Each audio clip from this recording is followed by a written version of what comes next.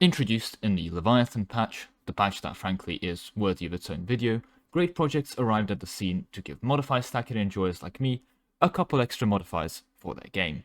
They arrived for a combination of reasons. Crusader Kings 2 in its final updates introduced custom great projects, an update that went over really well and people loved it. Meanwhile, EU4 had the growing problem that power creep in the game made money easier and easier to get, to the extent that now we have the problem that people had money and nothing to spend it on. As such, arriving on the scene, we had the solution to all of these problems. Great projects. Big, expensive buildings. Now, they were expensive, they were big, and they were cool. Save up your money and drop it on one of these bad boys. You get yourself some fancy modifiers for your trouble, you get to build cool stuff, and get your neat bonuses on the side. What's not to love?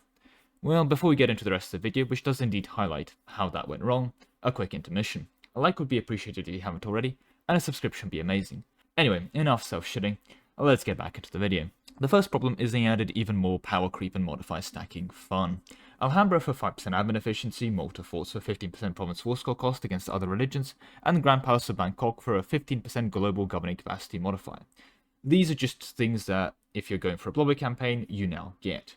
In practice, once you hit a certain size of country, even with completely awful management, well, 3k dev worth of land means that you can now afford these projects. This means that in practice, you have now given every country these modifiers. There's no reason not to grab an extra 5% admin efficiency for a country that's making 2k ducats a month after all. Now, some great projects are limited by religion and culture, let's be clear, which is good. But let's also not ignore the elephant in the room. These great projects contribute significantly to the power creep too. Let's not forget something that is balanced by you need to accept Greek to get minus 20% advisor cost, is just a closet buff to big empires that already accept entire culture groups, as well as to ideas, policies, and countries that have bonuses to accepted culture slots. Next, we have to mention price. At 1,000 ducats for the first level, 2,500 for the next, and a crippling 5,000 for the final level, you don't build these until the mid-game and end-game. And I do mean economic mid and late game here. That means that if you know what you're doing, and does Austria have basically everyone in Europe inside the HRE in 1485, and then go ahead and revoke the HRE and have a late game economy in 1486, well, you know, I'm still going to count that as a late game eco, even though you haven't even hit the 1500s. Basically, early on, you're not building these, meaning that as projects that add flavor to a local area, which was one of their intended goals, they fail. If you are playing as the Congo, and in the early game you find the city of Kami, it's not worth practically bankrupting your nation to build a monument that gives a minus 5% tear cost. However, if you're playing the exact same Congo in the 1700s after scaling for 200 years, or you're Britain and you just happen to conquer the area, you're looking at a monthly surplus of 2k ducats. The cost of the project and getting 5% tech cost is entirely trivial, and basically gives you an extra modifier for doing well. Since economic scaling in the EU4 isn't linear, it's exponential, great projects sit in the twilight zone of, I can never afford this, which becomes, if I max out my credit cards I can buy it, to, this may as well be free, I will not notice a financial impact from this purchase. Finally, great projects trivialize some modifiers. There's a lot of modifiers we can talk about with what they do, but the best example I'm going to go into here is going to be prestige. Basically, every other great project under the sun gives you either prestige or prestige decay, or sometimes even both. Remember, if you get plus 5% prestige or minus 5% prestige decay, you will sit on 100 prestige passively. This is also self-combining. A 2% yearly prestige and minus 3% prestige decay also gets you to sit at 100 prestige. And what happens to 100 prestige? Well, you now get this modifier, and you basically now can disinherit for free, forever. Subjects are more loyal, both directly, since negative prestige makes them disloyal, and you're never going to have negative prestige now, and indirectly, since you can dump prestige for loyalty. You also qualify for a bunch of events that happen at high prestige, giving you even more closet buffs, and on to top all of this off, events and missions and stuff that give you prestige or monarch points are pretty much always going to give you extra monarch points. Congratulations, you've now given every player that is doing even remotely well this max prestige modifier and a whole bunch of other background shadow buffs. Now it makes sense for great projects to give prestige, let's be clear, like building a fancy palace shouldn't exactly make your troops fight harder. But you know, with like 20 palaces built, each one of you giving +1 prestige, you're getting prestige counts at around 5 times the cap without trying on a Mughal world conquest run. So is this the fate of all great projects? Do they need to be more painful to get, with most getting locked away with religion and cultural requirements? Do they need to be made like 20 times more expensive and basically never have any player that isn't stacking trade steering able to afford them? Well, no. Anbanar, for example, is a mod that has been avoiding great projects like the Plague, either giving them out as glorified mission rewards, where you have a great project that you update if you follow through with the mission tree, Or in the case of the Dwarven expeditions, there's an entire expedition system, and one of the rarer rewards that you can encounter in those expeditions are great projects. Now, if they gave out these rewards as just normal rewards, they'll be incredibly overpowered, so they're also locked behind a secondary monetary gap.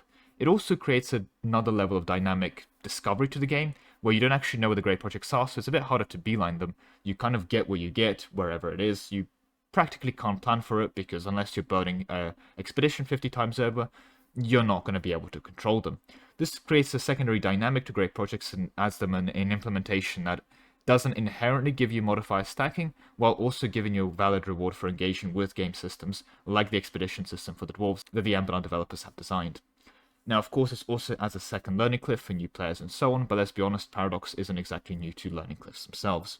Naturally, having a expedition to find lost cities mechanic could be kind of cool. I think it's a bit of a missed opportunity here with the Eldorado hunt for lost cities just giving you a promise modifier instead of discovering a great project or great city that you could build and invest in. And instead, it's just a promise modifier that you now get.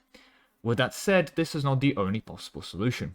May I remind you that the Crusader Kings 2 Great Project system was very universally liked?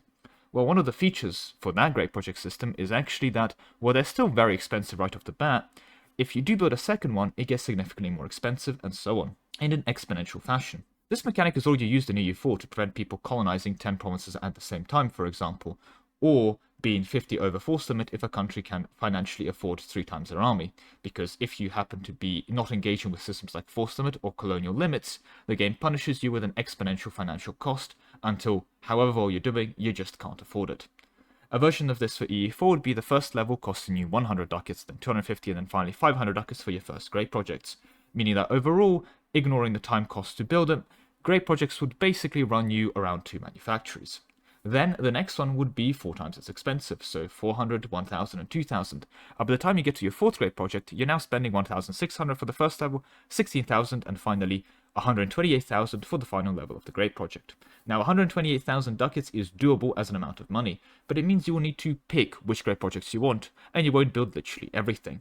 This means that prestige won't be trivialized as a modifier, as every single country that's doing a world conquest wouldn't be getting 150 random palaces. That's an exaggeration, you probably get around 10, but you get the picture. It also means that getting a stupid amount of money would actually mean something again, as you'll be able to afford more great projects, and it also means smaller countries like Scotland that only have, say, Edinburgh Castle, could actually afford to build Edinburgh Castle, as currently Scotland sits in a fascinating position where they can't afford to build a castle in its own capital.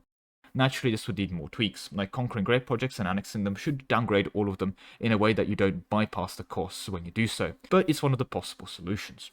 It also introduces more capacity for interesting gameplay, for example having nations that give you extra quote-unquote modifier capacity, the same way that colonists let you have more colonies. A great project capacity lets you have more great projects with that before you hit the exponential costs. Now, this isn't the only possible solution, there are plenty of other ones, and if you have anything else you want to suggest, I would love to hear it down below in the comments. But that is all I have time for today.